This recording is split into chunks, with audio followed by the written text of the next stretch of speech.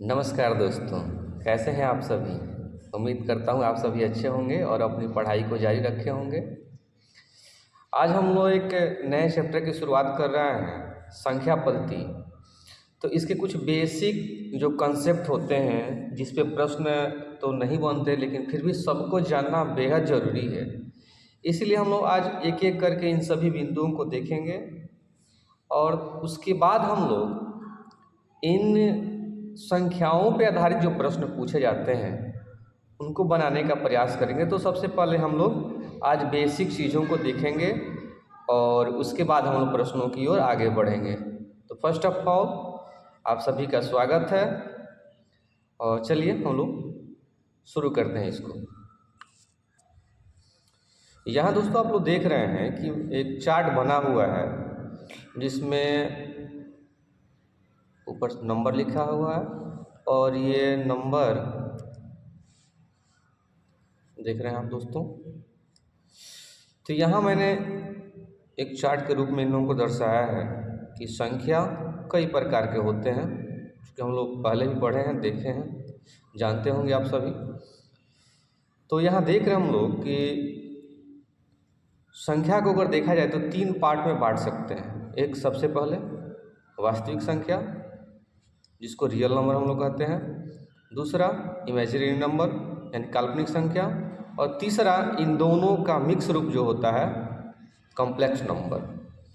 अब ये जो काल्पनिक संख्या है और ये सम्मिश्र संख्या है यानी कॉम्प्लेक्स नंबर है और ये इमेजिनरी नंबर है, इसका उतना यूज़ तो हम लोग के दैनिक जीवन में या ऐसे हम लोग को देखने को नहीं मिलता है, या परीक्षाओं में भी इस पे उतने प्रश्न नहीं बनते हैं। तो ज़्यादातर हम लोगों का फोकस रहेगा इस पे, वास्तविक संख्या पे। तो इसके जो अलग इस वास्तविक नंबर के अंतर्गत जो भी संख्याएं आएंगी, लगभग तो सभी संख्याएं इसी के अंतर्गत आती हैं। तो एक एक करके हम लोग इसको देखने का प्रयास करेंगे। तो सबसे पहले हम लोग देखते हैं कि वास्तविक नंबर क्या होता है।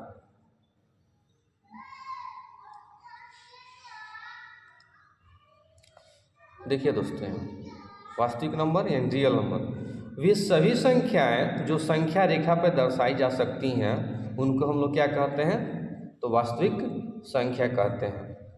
और इसी के साथ ये भी देख लीजिए काल्पनिक संख्या क्या होता है।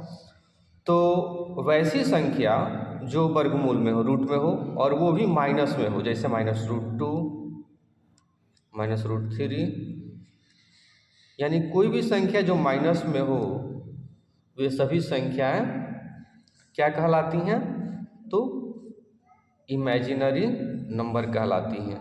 और इमेजिनरी नंबर यानी कि काल्पनिक संख्या और वास्तविक संख्या यानी रियल नंबर, ये दोनों जब एक साथ रहते हैं, जैसे 2 हो गया अब +√2 माइनस में, तो ये जो नंबर हो गया ये आपका हो गया कॉम्प्लेक्स नंबर।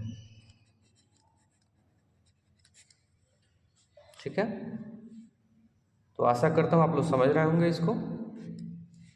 चलिए दोस्तों आगे की तरफ हम बढ़ते हैं। अब देखते हैं दोस्तों हम लोग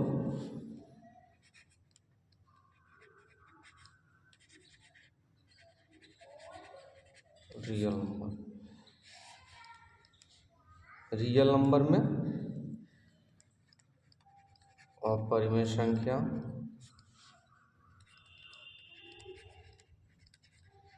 परिमेय संख्या और इस परिमेय संख्या को जब हम बांटते हैं तो इसको भी बांट सकते हैं हम लोग पूर्णांक के रूप में यानी इंटीजर के रूप में, और किस में बांट सकते हैं हम लोग, तो भिन्न के रूप में बांट सकते हैं। और इस पूर्णांक में भी हम लोग देखते हैं तो निगेटिव भी हो सकता है और पॉजिटिव भी हो सकता है, यानी ऋणात्मक और धनात्मक। और ये जो धनात्मक पूर्णांक होता है इसको अगर बांटते हैं हम लोग तो भाज्य संख्या और अभाज्य संख्या के रूप में बांट सकते हैं।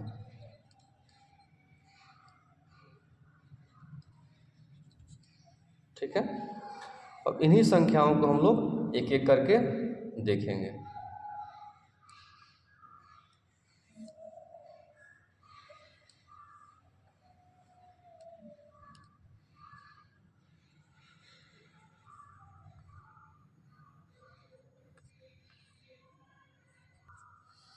चलिए दोस्तों हम लोग देखते हैं। पहले तो हम लोग देख लेते हैं कि रियल नंबर, शुरू में भी आपको बता दिया है मैंने कि रियल नंबर जिनको संख्या रेखा पे हम लोग दर्शा सकते हैं। कैसे? तो मान लीजिए कि एक ये नंबर लाइन है, 0 को बीच में हम लोग रखते हैं। राइट साइड जब हम लोग जाते हैं तो प्लस में यानी धनात्मक संख्याएं होती हैं इसी तरह, और ये इनफाइनाइट तक। और जब लेफ्ट साइड हम लोग जाते हैं तो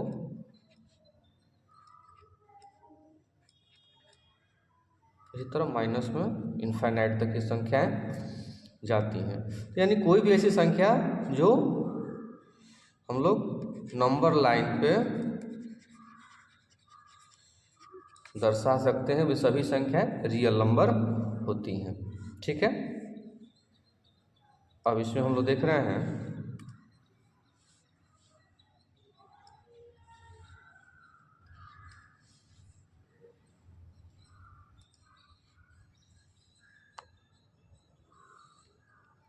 अभी की करके हम सभी संख्याओं को देखते हैं।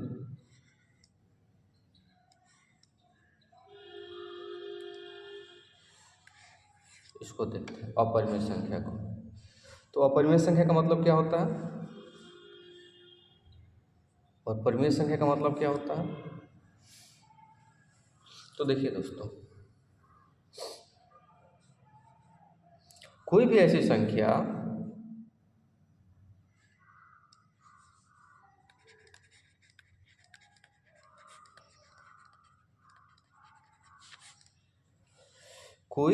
संख्या जिसको हम लोग p/q के रूप में लिख सकते हैं, वेयर यानी जहाँ q नॉट इक्वल टू 0 हो, तो वे सभी संख्याएं परिमेय संख्या कहलाती हैं।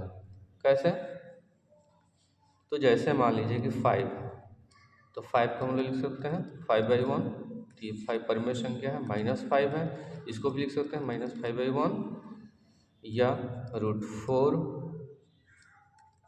ये रूट से बाहर निकल जाएगा +-2, तो इसको भी 2/1 लिख सकते हैं। यानी कि कोई भी संख्या जो रूट में हो, माइनस में हो, प्लस में हो यानी धनात्मक हो, ऋणात्मक हो, रूट में हो, लेकिन रूट में रहने का मतलब ये है कि जब उसका वर्गमूल निकालें तो वो रूट से बाहर निकल जाए, तो वे सभी संख्याएं परिमेय संख्याएं कहलाती हैं। जैसे अगर मान लीजिए √5 है, तो √5 जो है ये परिमेय संख्या नहीं है, क्योंकि ये रूट से बाहर नहीं निकल पाएगा, तो ये परिमेय संख्या नहीं हो जाएगा। ठीक है, इसके अलावे कोई भी दशमलव की जो संख्याएं हैं, वे भी सभी संख्याएं जैसे 1.5 लिखें, तो इसको तो लिख सकते हैं हम p/q के रूप में। यानी जो डेसिमल नंबर होते हैं वो वे सभी संख्याएं भी परिमेय संख्या होती हैं। ठीक है दोस्तों, चलिए हम लोग अब उसके बाद देखते हैं अपरिमेय संख्या को। अपरिमेय संख्या यानी कि इरेशनल नंबर,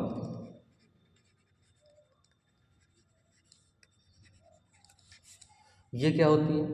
तो वैसी संख्याएं जिनको हम लोग p/q के रूप में नहीं लिख पाते हैं, जिन संख्याओं को वे सभी संख्याएं अपरिमेय संख्या कहलाती हैं। जैसे मान लीजिए कि √2 हो गया, √3 हो गया, √5 हो गया। यानी कि कोई भी ऐसी संख्या जो रूट में हो और रूट से बाहर वो नहीं निकल पाती हो, तो वे सभी संख्याएं क्या कहलाती हैं? ये क्या यह अपरिमेय संख्या होगी? कमेंट में आप लोग बताइएगा। ठीक है, इस दोनों में से कौन सी अपरिमेय संख्या होगी, आप लोग कमेंट में ज़रूर बताइएगा। चलिए, इसके अलावा एक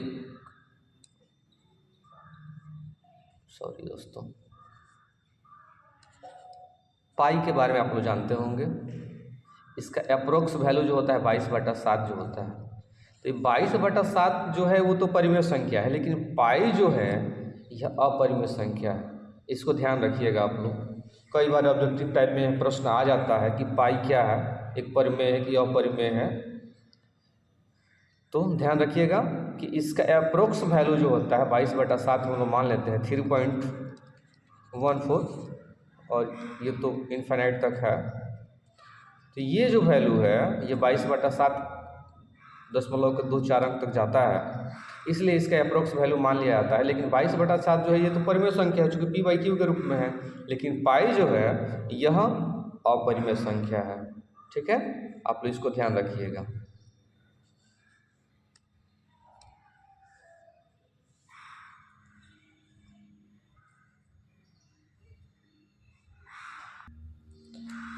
अब यहाँ देख रहे हैं कि परिमेय संख्या में कौन कौन सी संख्या आती हैं। तो यहाँ पूर्णांक लिखा गया है। पूर्णांक का मतलब क्या होता है? इंटीजर का मतलब जो गिनती की संख्याएं हैं जिसमें नेगेटिव और पॉजिटिव दोनों संख्याओं को अगर शामिल कर लिया जाए, जैसे संख्या रेखा पे जब हम लोग लिखते हैं तो 0 बीच में है और 1 2 3 यहाँ इनफाइनाइट तक प्लस में जाता है और इधर माइनस में। तो ये टोटल जो संख्याएं हैं, ये टोटल संख्याएं क्या है? पूर्णांक है, यानी इंटीजर्स हैं। अब इसमें ध्यान देने वाली बात है कि एक से जब शुरू होता है, एक से शुरू होने का मतलब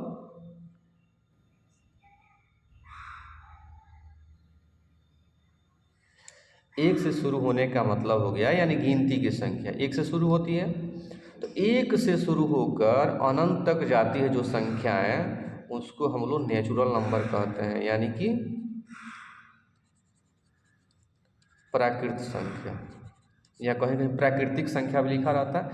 और सिर्फ प्राकृतिक संख्या में यदि हम लोग 0 को शामिल कर लें तो वो बन जाता है होल नंबर, यानी कि पूर्ण संख्या। ठीक है, और इन सभी संख्याओं को, यानी कि निगेटिव नेचुरल नंबर और पॉजिटिव नेचुरल नंबर और 0, सबको शामिल कर लिया जाता है तो बन जाता है इंटीजर, यानी कि पूर्णांक। ठीक है दोस्तों, अब हम लोग इसमें धनात्मक पूर्णांक जो होता है उसको दोस्तों हम लोग देख रहे हैं, इसमें 2 हिस्से में बांट दिया गया है समझने के लिए।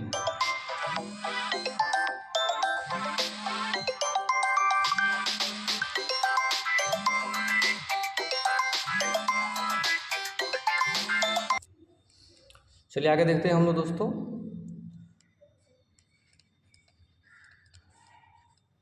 अभाज्य संख्या, यानी कि प्राइम नंबर, और दूसरा कंपोजिट नंबर, यानी कि भाज्य संख्या।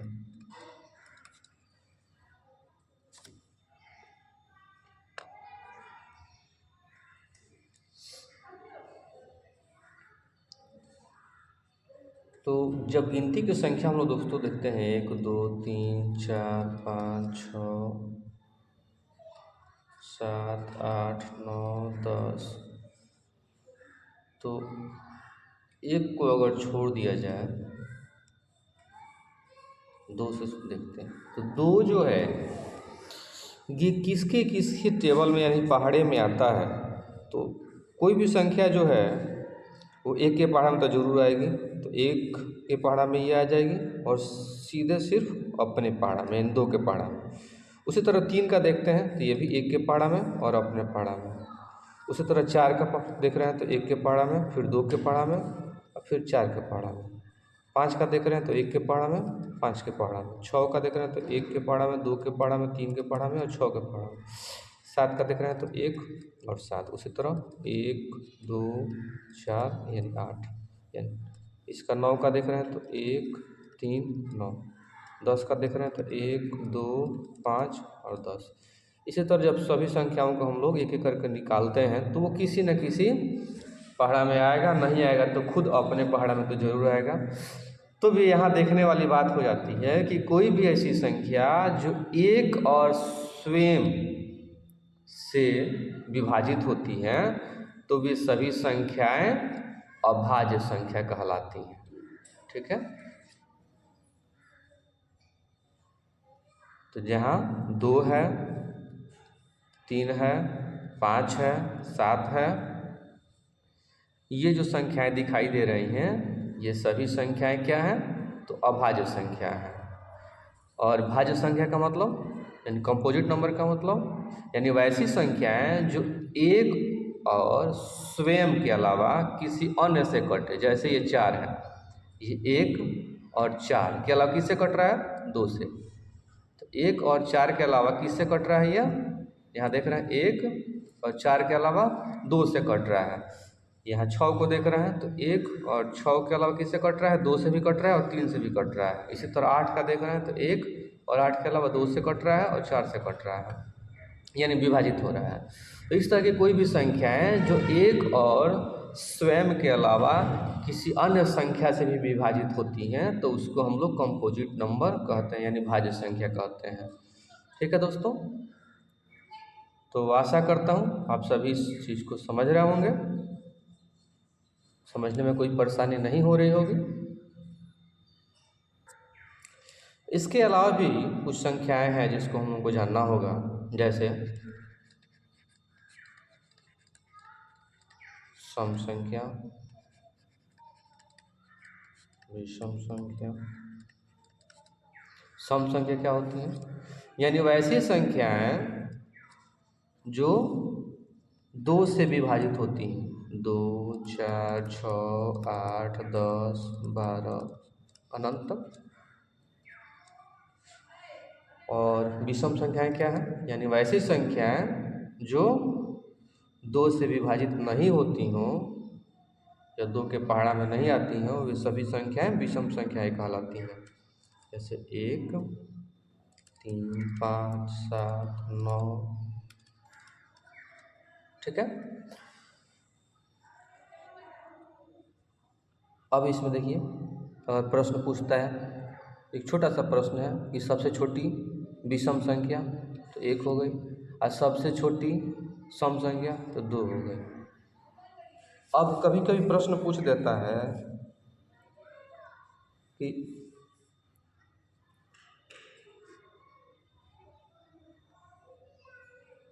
इस 2 के बारे में कि 2 पे कैसे प्रश्न आ जाता है कि सबसे छोटी विषम अभाज्य संख्या कौन सी है। जब हम लोग भाज्य और अभाज्य देख रहे थे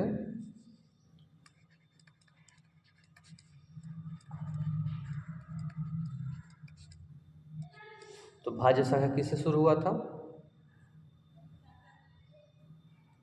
4 से। और अभाज्य संख्या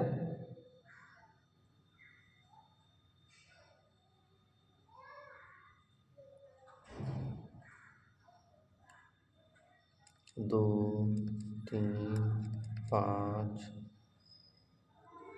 अभाज्य का मतलब जानते हैं आप लोग दोस्तों?